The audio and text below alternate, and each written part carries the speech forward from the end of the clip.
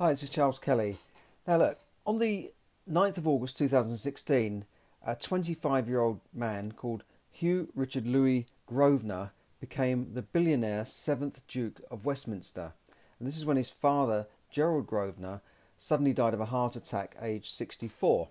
Now the Duke and his family are estimated to be worth at least 10 billion, and that's, I think, it's an underestimation, and that's according to the Sunday Times Rich List of 2019.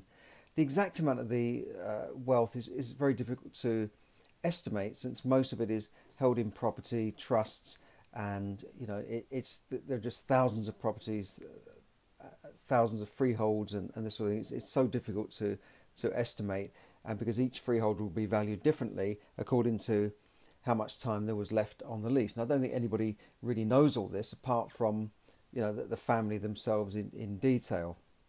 Now the current Duke is the world's richest man under 30. He's 29 now. Now other families have appeared higher on the Sunday Times list, so you don't always see them at the top. But property held privately in companies and trusts and that I think is undervalued compared to, say, the shares of a company on the stock market. Elon Musk's wealth in Tesla has suddenly gone into multi-billions this year alone. It's gone up hundreds of percent in 1 year, but next year it could be down again. Whereas property tends to be more stable, and very few people, if you look back at past lists over say 20 years, very few people and families have stayed on that list for as long as the Duke of Westminster. So they may not be technically on paper the richest family, but I think they are probably the richest family if you look at the value of their wealth and the long-term prospects of their wealth. So how have this, I'd say, extraordinary family maintained their vast wealth, passing down and cascading down through the generations for 300 years? As the Chinese say, most family fortunes disappear after only 3 generations. The first generation make it, the second generation, use it, and the third generation blow it. That being the grandchildren as it passes down.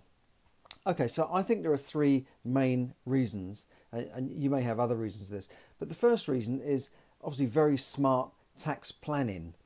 If the Grosvenor estate had just been bequeathed to the son, and just, well, here's the property, you take it, then the Duke then would have been liable for 40% inheritance tax, which amounts to not her off what the Treasury makes in inheritance tax returns for the whole year, because 10 billion, 40%, that's 4 billion in tax, and that would usually involve selling off hundreds of assets in order just to pay the tax, which would probably within a few generations just literally wipe out the fortune. This has happened to many families.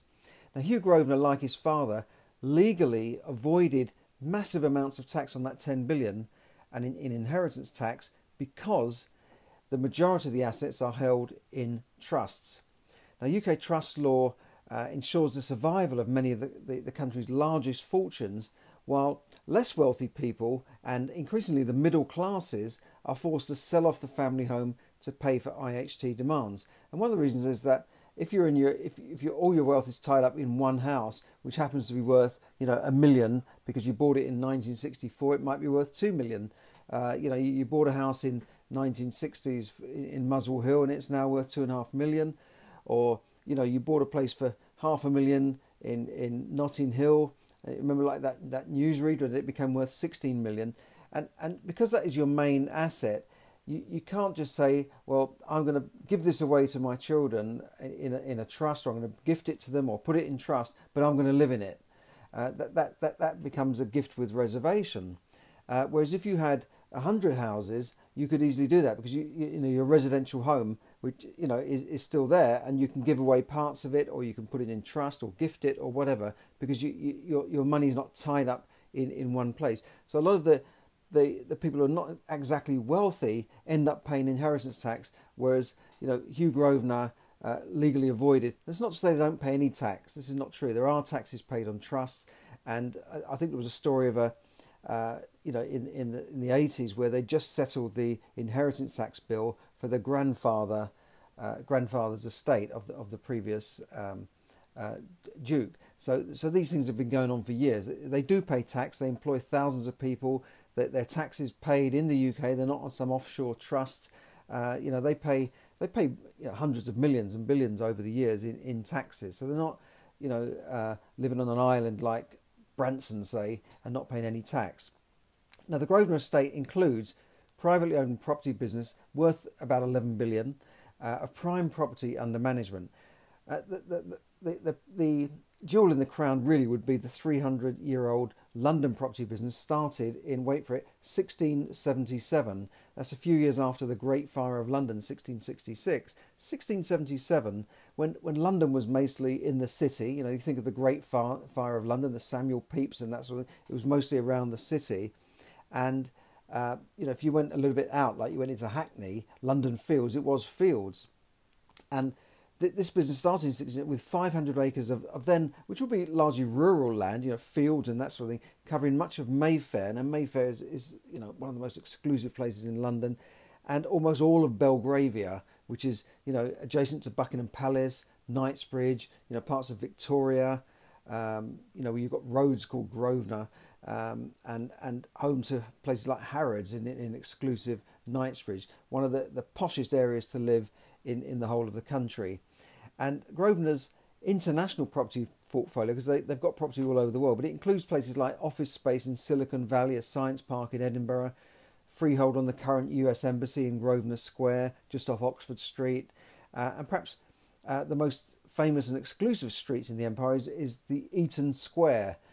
You may know, if you go there, they're huge houses. Now a lot of them are split into flats, but huge properties, massive, fine-looking properties just off Knightsbridge, built close to the Houses of Parliament during the housing boom of when? After the Napoleonic Wars. This is how far this family go back. Now, there was a recent listing on Rightmove, I remember, and it said flat for sale, Eaton Square, and I think it was around £500,000 or £600,000. And I thought, wow, what a bargain! You meet at Eaton Square, so you jump into it. Alas. As I looked closer, I discovered it wasn't such a bargain, because I think it only had around 4 or 5 years remaining on the lease. So it was working out just to live there. You just pay 100 and something thousand a year just to live there, and then it goes back then. Now, the key to holding, and I guess the second reason for their wealth and holding it together is the use of leases and leasehold property. They very rarely sell freeholds. They always sell properties on leaseholds. So if you buy a property in Knightsbridge or in Belgravia, usually you're buying a lease. It might be 10 years, it might be 50 years, it might be 100 years, but it's a lease. You never own the freehold, you never own the land. And we've talked about this before. And eventually that comes back to him. Now, it might not go back to Gerald. He could be long dead before some of the leases come back, but it will come back to his son or his grandchildren. This is how they think. So they very rarely give away the freeholds, and this is why after 300 years their wealth is now 10 billion or more, and we don't know how much more. I think it could be worth maybe double that. Now, the final factor in keeping their wealth together, and perhaps the most important here, is that the family take the long-term view. And a lot of successful and wealthy people do this. They take a long-term view. They employ long-term planning, or as they call it in America, longitudinal thinking. They don't just think in the next few years or the next month as poor people think, where am I going to get the next week's pay from? They just think in a week or a month. Other people might think till next year. They might have a yearly goal.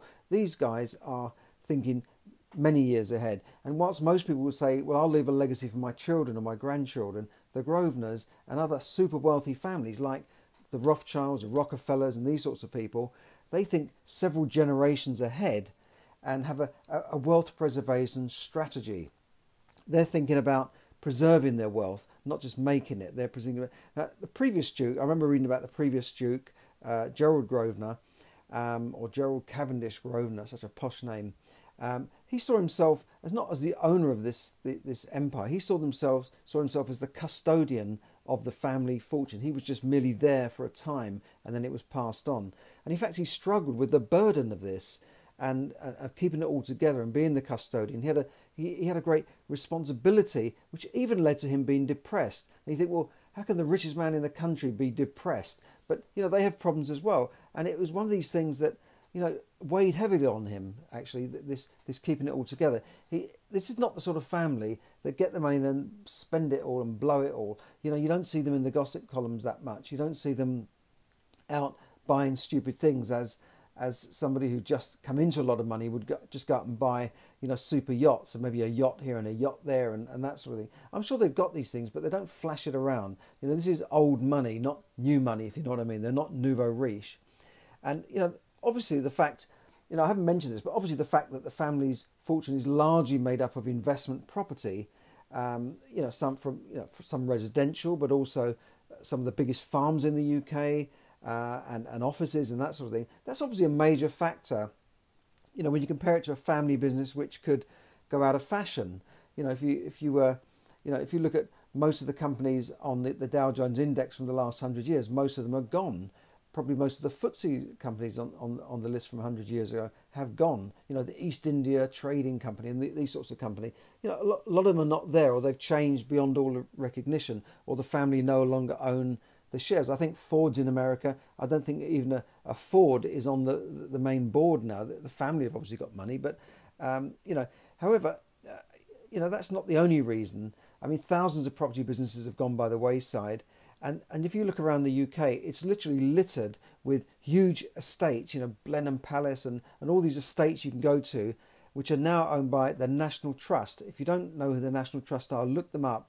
And why is that? Because the once wealthy aristocratic families could no longer afford to maintain these large estates. When the family had money, these large estates may have employed 50 or 100 people, and now they can't afford to even heat the homes. Some of these aristocrats, they have to open up their homes to the public to come and look around, and they have to dance in front of the public. Oh, hello, I'm the current Duke of look around my house.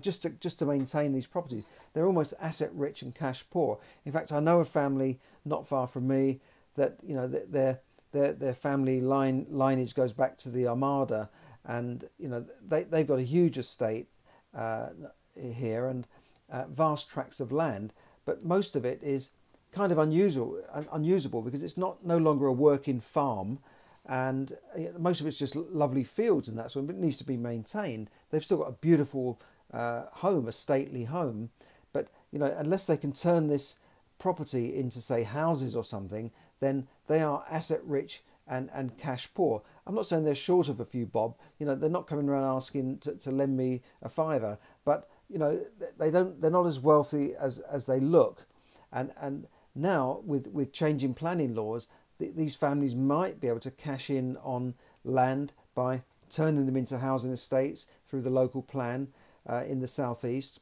and that's exactly what's happening.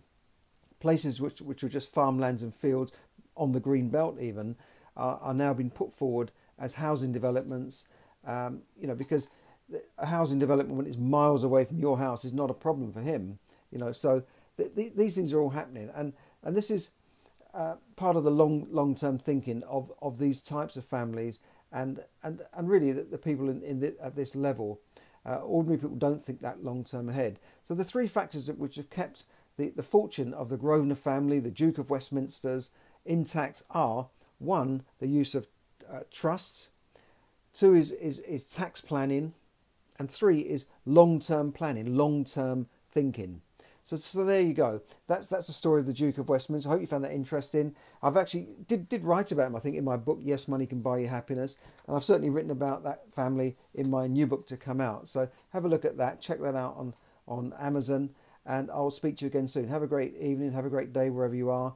And thanks for listening. Thanks for tuning in on Facebook Live. Great to see you, Annalyn, Lee, and Ronnie and Christopher.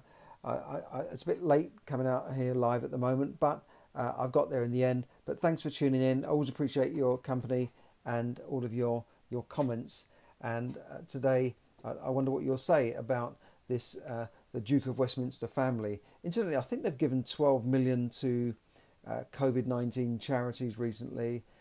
They do have a foundation that they run a charitable foundation, and this guy who has inherited this money, he's a young, blonde, good-looking guy. I think he was single. He must be one of the most eligible bachelors in the country. If you've got I'd say to my daughter, marry this guy.